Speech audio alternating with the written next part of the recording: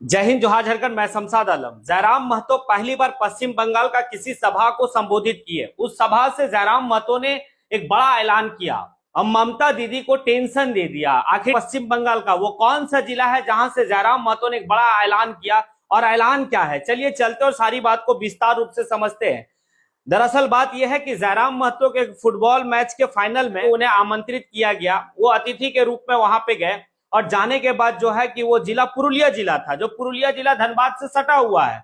अब इस दरमियान में आप ये देखेंगे कि जयराम महतो ने जो बात कहा वो बहुत बड़ी बात कहा। झारखंड अलग की लड़ाई जब लड़ी जा रही थी तो सबसे ज्यादा झारखंड की लड़ाई में अगर कोई शहादत दिए थे तो इसी पुरुलिया जिला का मान बाजार और बड़ा बाजार के लोग शहादत दिए थे। और ये हिस्सा एक झारखंड का हिस्सा था और वो 4 जिला का नाम बताते हैं: पुरुलिया जिला, मिदनापुर, झारग्राम और बांकुड़ा। ये 4 जिला को जो है कि झारखंड में मिलाना चाहिए और एक ग्रेटर झारखंड की गठन होनी चाहिए। जयराम महतो ये भी बात कहे कि झारखंड अलग की लड़ाई में जो है कि हमारे पूर्वज इस मांग को लेकर चले थे कि इन जिलों को जो है कि झारखंड में शामिल किया जाए, और झारखंड का ही हिस्सा है वो जिला। अब वो जिला 4 जिला है। जयराम महतो ये भी कहते हैं कि जब मैं सदन जाऊंगा तो इस मुद्दा को लेकर जरूर जो है कि मैं सदन में बात रखूंगा। आने वाले वक्त में जो है कि हमारी ये प्रयास होगी कि ये 4 जिला को जो है कि झारखंड का एक हिस्सा बनाया जाए। जयराम महतो ये भी कहा कि अगली बार मैं जब यहां पर फिर से आऊं, ये बात तो जयराम महतो का है, लेकिन जो भीड़ से आवाज आया वो ये आया कि अगली बार जब जयराम महतो यहां आएंगे तो सीएम बन के आएंगे।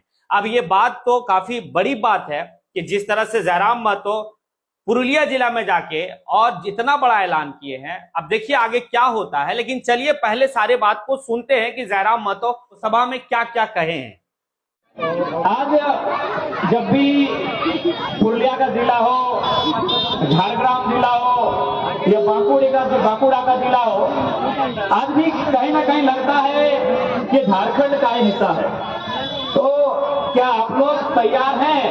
क्योंकि फिलहाल झारखंड में एक नई आवाज आई है। भले आपसे हम महान लोग से पूछ रहे थे तो आधे लोग जान रहे थे कि हाँ आपको पहचानते हैं, देखे हैं। तो आपको जानकारी होना चाहिए झारखंड में हम लोग एक जोरदार आंदोलन किए हैं और उस आंदोलन का परिणाम ये हुआ है कि झारखंड के इतिहास में फर्स्ट टाइम कोई लड़का जिसका उम्र 29 साल है, उसने लोकसभा के चुनाव में 3.5 लाख वोट लाया है, वो भी इंडिपेंडेंट। तो झारखंड के इतिहास में पहली बार हुआ है कि अब नेताओं के सपनों में वोट की कहानी नहीं आती है, राजा रानी की कहानी नहीं आती है, नेताओं के सपने में टाइगर जयराम महतो आते हैं। तो इसलिए अगर आप लोग तैयार हैं, जो भी टुकड़ा सुबह रेडी थाके, तो एक बार फिर से 24 सालों के बाद जो आवाज दब गई थी, जिस आवाज को शांत किया गया था, वो आवाज फिर से उठेगी। उस आवाज का नाम रहेगा द ग्रेटर झारखंड। आपकी युवा पीढ़ी समझ रही है ग्रेटर झारखंड का मतलब क्या है? आज के आजून जे चला छणारा बोटे तुम्हारा बुझते पारी कि ग्रेटर झारखंड माने की सोनी सोबिन बुझे पा रहा कि ग्रेटर झारखंड किना है काय? ग्रेटर झारखंड मतलब जब आज से कई सालों पहले हमनी के बाप दादा झारखंड राज्य के अलग लड़ाई लड़ाते और में पश्चिम बंगाल के कुछ हिस्सा, उड़ीसा के कुछ हिस्सा ग्रेटर झारखंड के पार्ट है। लेकिन आज दुर्भाग्य की बात है, सबसे ज्यादा आंदोलन पुरुलिया के धरती में, मानभूम के मान बाजार के धरती में, लेकिन वो हिस्सा झारखंड ना बने। तो कहीं ना कहीं आज भी उस पीड़ा के हमने देखे पाओगे। तो तोहनी इस बात का आप लोग समर्थन करते हैं कि भविष्य में बृहद झारखंड की बात को एक ऊंचे पटल पर उठाया जाए? ऐसा तो नहीं कि आप लोग को दीदी से प्रेम हो गया है? नहीं, क्योंकि अभी आपकी सरकार दीदी है, ममता दीदी है, लेकिन आप याद रखिए आपका इतिहास झारखंड से रहा है। तो अगर आपको लगे कि नहीं एक बार वो आवाज उठनी चाहिए, तो नो डाउट एक बार फिर से वो आवाज उठेगी। उस आवाज का नाम रहेगा बृहद झारखंड, जो हमारे पूर्वजों की आवाज थी। क्योंकि ये खेल का मैदान है, इसलिए राजनीति की बात नहीं करेंगे, खेल। सबसे पहला बात, खेल का मतलब ही होता है मेल। आज खासकर हमारी बहन लोग खेल रहे थे, देखकर बड़ा अच्छा लगा। क्योंकि आज जो घटनाएं आप देखते हैं चाहे वो घटना दिल्ली में हो, निर्भया के रूप में, बंगाल में हो या झारखंड में हो, जब बेटियों के साथ इस प्रकार की घटनाएं देखते हैं तो बड़ा दुख होता है, बड़ा खेद होता है। तो इसीलिए हम बहन लोग के संदेश देना चाहेंगे कि यदि उन घटनाओं से आपको बच के रहना है, उन घटनाओं का यदि आपको सामना होता है, उनसे बच के रहना है, तो हम प्रयास करेंगे कि आप लोग प्रयास करिए कि आज जिस प्रकार बहन लोग फुटबॉल के मैदान में अगर अपना पराक्रम, अपना शौर्य दिखा रही हैं, ऐसा ही पराक्रम अपने जीवन में भी दिखाएं। देखिए आज जो घटनाएं, क्योंकि ये लड़की लोग का मैच था, बहन लोग का मैच था, इसलिए हम थोड़ा सा नारी सुरक्षा पे बात करेंगे। आज जो घटनाएं घटती हैं, नो डाउट उसमें सरकार ही नहीं, हमारे संस्कार की भी दोष है।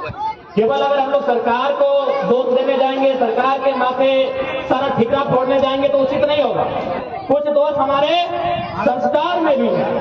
तो बहनों से हम यही संदेश देंगे कि आप लोग भी थोड़ा प्रयास करिए, क्योंकि आज थोड़ा सा बहन लोग भी देखते हैं मोबाइल की दुनिया में खो गई है, इंस्टाग्राम फिल्टर्स की दुनिया में खो गई है।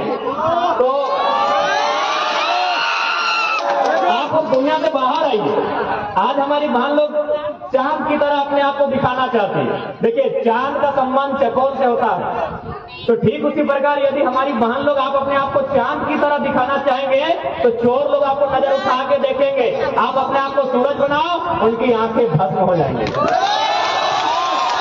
उनकी आंखें स्वतः ही भस्म हो जाएगी। तो ये संदेश मेरा बहन लोग के लिए होगा। अच्छा लगा कि आप फुटबॉल के मैदान में खेली और हमने सबसे पूछा तो 8वीं क्लास में पढ़ रही है, 9वीं क्लास में पढ़ रही है, कॉलेज वाली है। तो अच्छा लगा कि यानी 8वीं क्लास यानी 14 साल, 15 साल, 16 साल की बहन लोग हैं।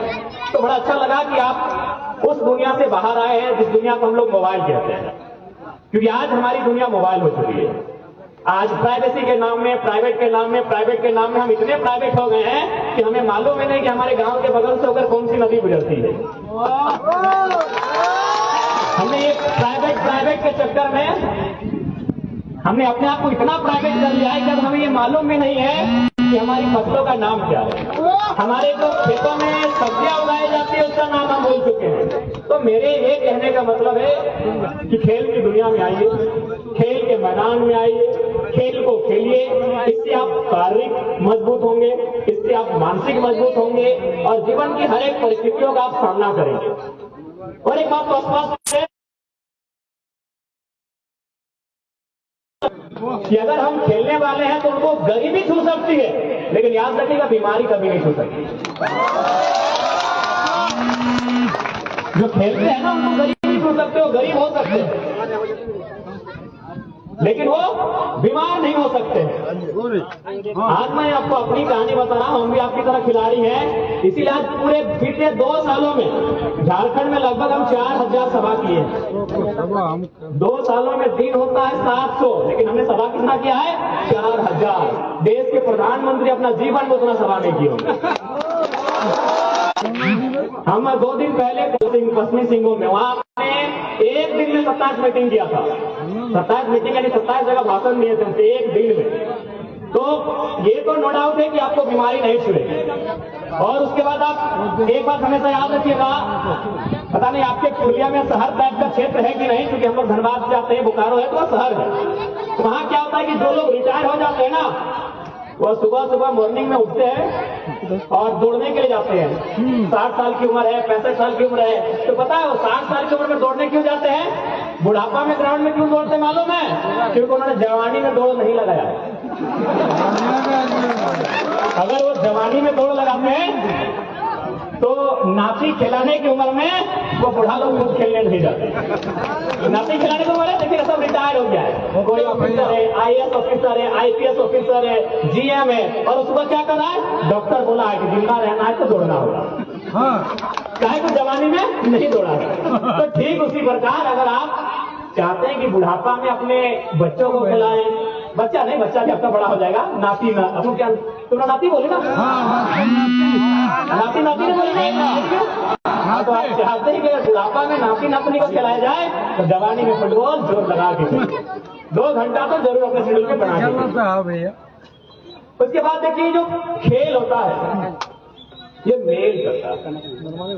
आपने मैं एक ऐसे शख्स का नाम ले रहा हूं जिनका सम्मान भी आपके पश्चिम बंगाल से, हालांकि अभी वो क्षेत्र शायद कटक उड़ीसा हो चुका है, स्वामी विवेकानंद।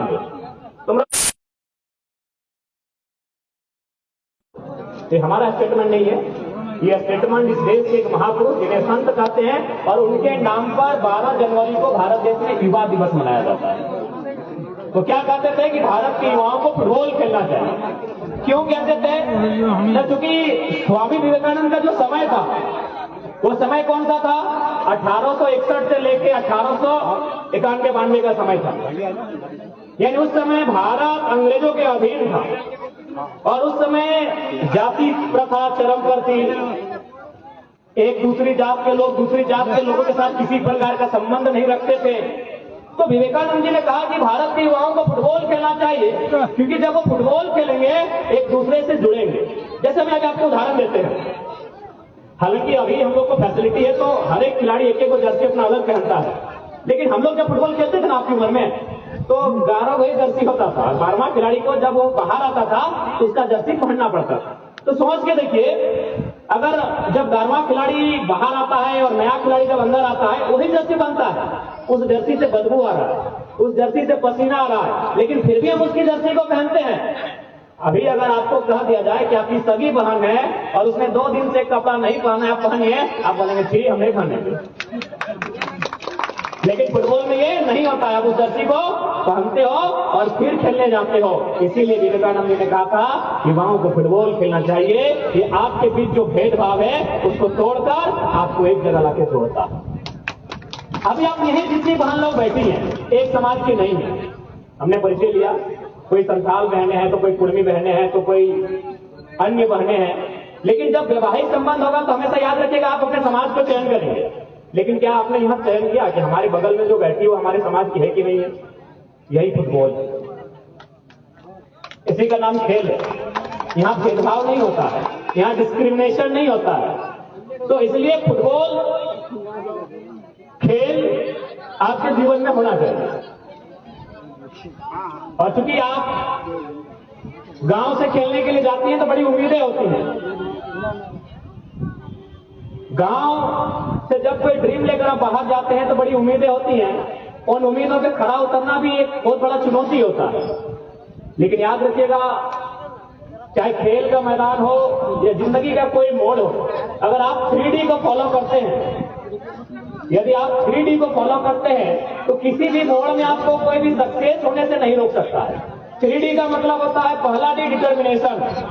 डिटर्मिनेशन यानी आपका इरादा, कि आप जो लक्ष्य बनाए हैं उसके लेकर कितने।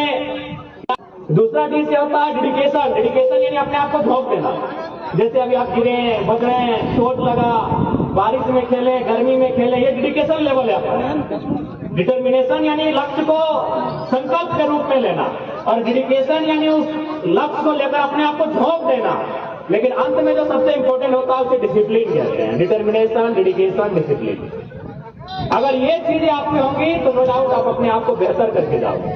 और जहां तक फुटबॉल खिलाड़ी का सवाल है, हमारे झारखंड के विनोद बाबू वो कहा करते थे, हमने तो सुना नहीं है, उनके साथी सुनाते हैं कि फुटबॉल के खिलाड़ी में 4 एस का क्वालिटी होना चाहिए। पहला एस होता है स्ट्रेंथ। स्ट्रेंथ यानी ताकत। लेकिन फुटबॉल के खिलाड़ी है तो ताकत होना चाहिए, नहीं तो आपका बगल वाला को धक्का मार के चल जाएगा। फुटबॉल के खिलाड़ी है तो एस का पहला क्वालिटी स्ट्रेंथ। अगर आपको ऊर्जा नहीं है, ताकत नहीं है, तो फुटबॉल का खेल आपके लिए नहीं है, आपको ताकत होना होगा। दूसरी एस से होता है स्पीड। अगर आप में स्पीड नहीं है तो दूसरा आपका बॉल को लेकर आपसे आगे निकल जाएगा। Strength, speed. तीसरा एस से होता है स्टेमिना। स्टेमिना का मतलब आपको 90 मिनट, 40 मिनट, 60 मिनट खेलना पड़ता है। बहुत सारे खिलाड़ी 5 मिनट मैदान में उतरे, 2 बार कॉर्नर के दाएं से बाएं आए, बोला हमसे नहीं होगा। स्ट्रेंथ, स्पीड, स्टेमिना और सबसे इंपॉर्टेंट स्किल।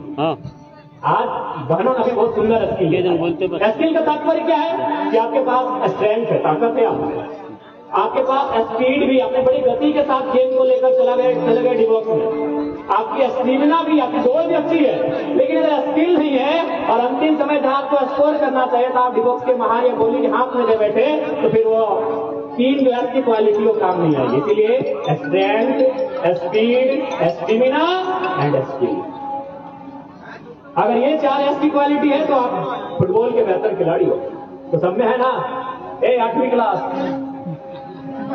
8वीं क्लास, हाँ भैया 9 वाला सब किधर है?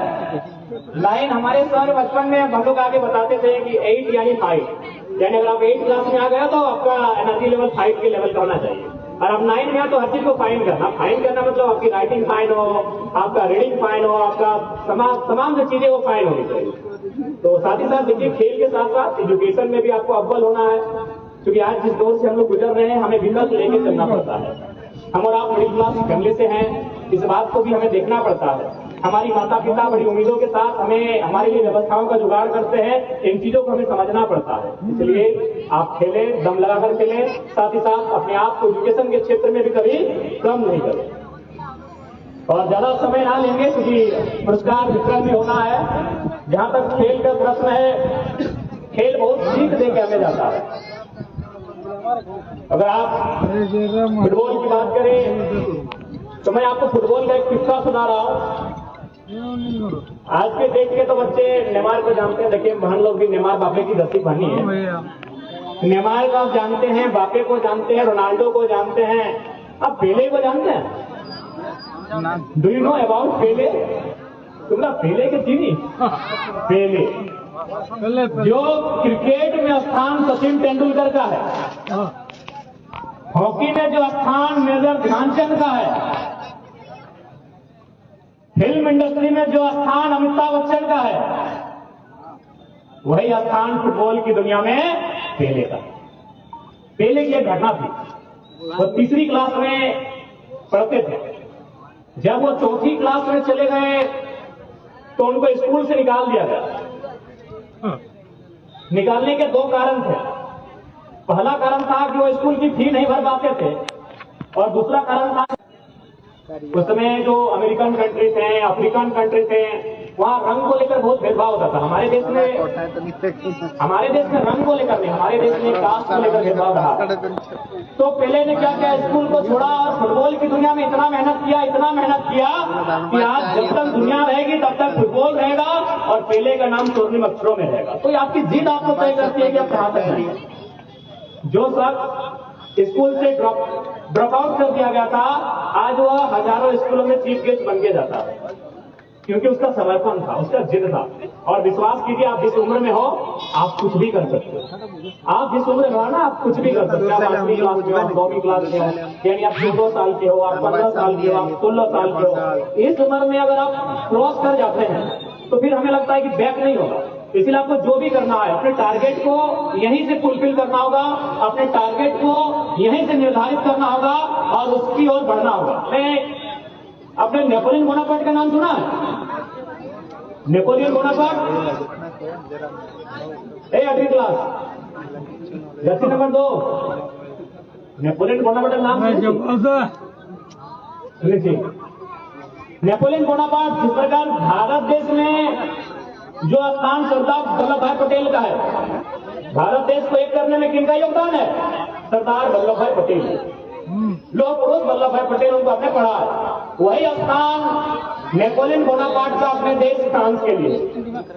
लेकिन ये कहानी उनके सेना की नहीं और उनकी लड़ाई की नहीं है, कहानी उनके बचपन की है।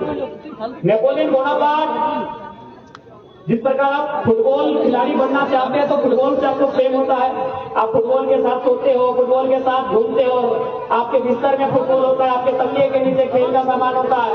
तो नेपोलियन बोनापार्ट को बचपन से ख्वाहिश थी कि हम उस देश का एक दिन सेनापति बने, राजा बने। तो बचपन से वो एक छोटा सा छुरी लेकर अपने जेब में घूमते थे। तो एक दिन उनकी माँ उन्हें लेकर एक ज्योतिष के पास गई। आप क्यों ना बुझते पारी ज्योतिष माने की? ज्যোতিষ মানে গণক, যে আমাদের হস্তটা দেখে পরে ভবিষ্যবাণী করে कि तुम्हारे ছেলেটা এই बनবে, তুমি मास्टर, তুমি डॉक्टर, তুমি इंजीनियर। तो नेपोलियन बोनापार्ट की माँ उनको लेकर एक ज्योतिष के पास गई और उस ज्योतिष से नेपोलियन बोनापार्ट के हाथ को देखने के लिए कहा कि इनके हाथ को देख के बताइए इनका भविष्य क्या होगा। उस ज्योतिष ने उनके हाथ को देखा, ऐसे पलटा, दाएं बाएं किया और बोला इसका लाइफ बड़ी खराब होगा, इसका लाइफ बड़ी चौपट है। याद है, जीवन हमें जो मैं सॉन्ग बोला आप ऐसा क्यों बोल रहे हैं महाराज? बोला आपकी हाथ की जो लकीरें हैं वो ऐसे हैं, इसीलिए ऐसा ही होगा। तो नेपोलियन बोनापार्ट उनकी उम्र आपके ही जैसा था, आज भी तुम्हारी जैसा उसका उम्र था। तो कहा अगर मेरे हाथ में लकीरें नहीं होती तो क्या होता? बोला ये तो विधि का विधान है, तुम्हारे हाथ में लकीरें हैं मतलब हैं। बोला अगर नहीं होता तो क्या होता? बोला नहीं होता तो अलग बात है, लेकिन अभी लकीर है तो है, ये विधि का विधान है। नेपोलियन बोनापार्ट ने मिनट का भी समय नहीं गंवाया, जो छोटा सा छुरा वो यहाँ लगा के रखते थे उसको निकाला, अपने हाथ में यहाँ रखा, एक बार ऊपर से और एक बार नीचे से, और कहा मेरे हाथ की लकीरें ही नहीं है,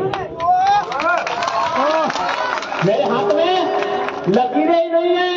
और ज्योतिष ने कहा कि जिस नौजवान में, नौजवान लड़का लड़की दोनों, जिस युवा में इतना जिद हो, इतना जुनून हो, वो काल के कपाल में लिखे को टाल सकता है। आप उसी उम्र में, इसीलिए कोई एक्सक्यूज नहीं, कोई बहाना नहीं कि ये काम हमसे नहीं होगा, ये टफ है, ये थोड़ा हार्ड है, ये मत कहिएगा कि मेरी किस्मत में तुम नहीं शायद। ये किस्मत की बात उस दिन क्या करते हैं, जो शेरदिल होते हैं वो अपनी किस्मत अपने हाथों से बनाते हैं। आप उम्र के उस पड़ाव में हो जहां आपकी जुबान से किस्मत की बातें अच्छी नहीं लगेगी। इसलिए आज हमारा आपको यही संदेश होगा और अंत में यही कहेंगे, दोनों टीमें खेल में बहुत अच्छा खेली, हार जीत तो हिस्सा है, अगला हिस्सा है कि हार खेल के हिस्सा, पार्ट ऑफ गेम। तो दुख माने ना है, जीती गला अपनी के बधाई और जो हारी गला अपने के आगू बचल खातिर बधाई। अच्छा जितला के तनी हाथ खड़ा करा टोनी जितला पूरा टीम लेकिन देखने तो जूनियर देखा बड़ो दीदी के लिए टोनी के गिफ्ट कर दो कि टोनी दी जूनियर के लिए 8वां क्लास है ना, 8वां क्लास में पढ़ो। अच्छा तो और दौड़ बाटे 8वां क्लास हो तो जो बांग्ला कहीं बांग्ला जे चैंपियन बटे वाके बधाई, जे रनर बटे ताके बधाई। और क्योंकि हमने ये भी देखा कि थोड़ा सा मैदान के बीच आपके भी संघर्ष हुआ, लेकिन अंतर खेल की जीत तभी होती है जब आप एक दूसरा माहौल में खेलते हो। इसलिए हर एक इंसान के जीवन में खेल होना चाहिए, और अगर आप नहीं खेलोगे तो याद रखिएगा जो 7 साल की उम्र में जाके देखिएगा तो महत्व मुकारा में पुरलिया के टाउन में रिटायर होने के बाद सुबह सुबह दौड़ने जाता है, सुबह सुबह जाता है, अधिकारी लोग दौड़ने जाता है। खिलाड़ी हैं, इनको मत देखिए, विधायक भी हमारे अभिभावक बता दो, विधायक भी हैं, पूर्व विधायक भी तो खेती बाड़ी किए हैं, इनके दौड़ने नहीं जाएंगे, नाती पोता कहलाते हैं ना। लेकिन देख लीजिए खेल होना चाहिए, और आप अगर अच्छा करोगे तो बाकी लड़कियों के लिए मिसाल बनाओ। तो बांग्ला बोले ভালো হতো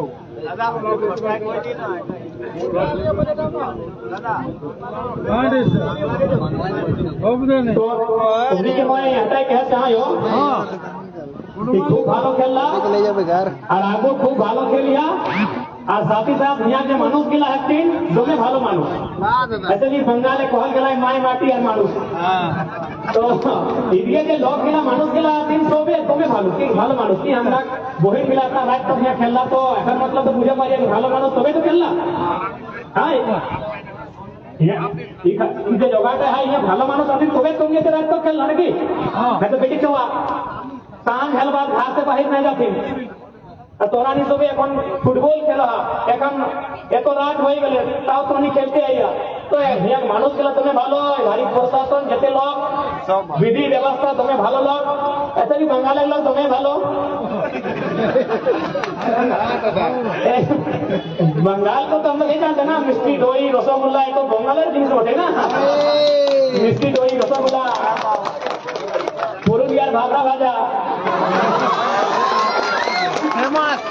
আমরা যখন খেলা ছিল তখন এই গানটা আমি তুমি শুনেছি না আমি পুরুলিয়ার ভাবরা বাজা তো এটা তুমি ভালো জায়গা তুমি মিষ্টি জায়গা মিষ্টি দইয়ের জায়গা এটা রসগোল্লার জায়গা ওঠে তো মানুষগুলা তুমি ভালো দিদিরা তুমি ভালো ভাইরা তুমি ভালো সবাই তুমি ভালো তোমরাও তুমি ভালো खेल হলে তো সবাই ভালো तो ज्यादा समय नहीं लेंगे आप बहुत अच्छा आप खेले हमारी ओर से आपको बहुत शुभकामनाएं और आपको जब दुआ दे रहे तो हमारे लिए भी दुआ देंगे। एक ही बात यही है, 10 किलोमीटर के बाद हमारा 10 किलोमीटर नहीं ना झारखंड, 4 किलोमीटर हमारा झारखंड है, और बस 2 महीना के बाद इलेक्शन है। उस इलेक्शन में हम अपनी पार्टी की ओर से सीएम का कैंडिडेट हैं, तथा दुआ कीजिएगा।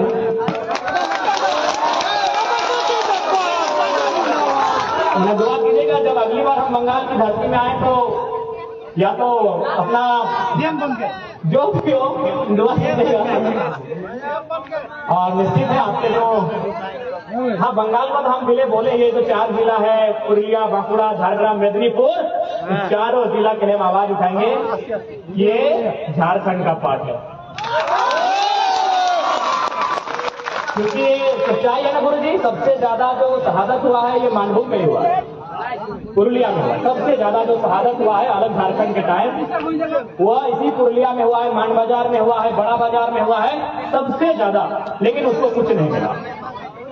जहां सबसे ज्यादा संघर्ष हुआ है उसे आज कुछ नहीं मिला है। इसलिए आप जब भी हम लोग सदन तक जाएंगे उस सदन में इस बात को रखेंगे कि बंगाल के इस हिस्से को ग्रेटर झारखंड में मिला जाए। ठीक है, बाकी आप सभी को बहुत बहुत शुभकामनाएं आपके फ्यूचर के लिए। और अंत में एक सुंदर सी पंक्ति थी, उससे से विदाई लेंगे कि जीत पक्की है, कुछ करना है तो डटकर चल। जीत पक्की है, कुछ करना है तो डटकर चल, जमाने से जरा हटकर चल। लीक पर तो सभी चलते हैं, कभी इतिहास बदल कर चल। बिना काम के मुकाम कैसा, बिना मेहनत के दाम कैसा। बिना काम के मुकाम कैसा, बिना मेहनत के दाम कैसा। और जब तक ना मिले मंजिल राह कर अपने कर्मों से तू प्यार कर, मिलेगी मंजिल तेरी, ना किसी का इंतजार। सोच मत साकार कर, अपने कर्मों से तू प्यार कर, मिलेगी मंजिल तेरी, ना किसी का इंतजार कर। जो चले थे अकेले आज उनके पीछे मेले हैं, और जो रह गए इंतजार करते करते उनकी जिंदगी में आज भी झमेले हैं। कुछ बनना चाहते हो, कुछ करना चाहते हो, अपनी पहचान अलग बनाओ। भीड़ के साथ चलोगे, भले भीड़ में तो डर नहीं लगेगा लेकिन पहचान भी नहीं मिलेगी।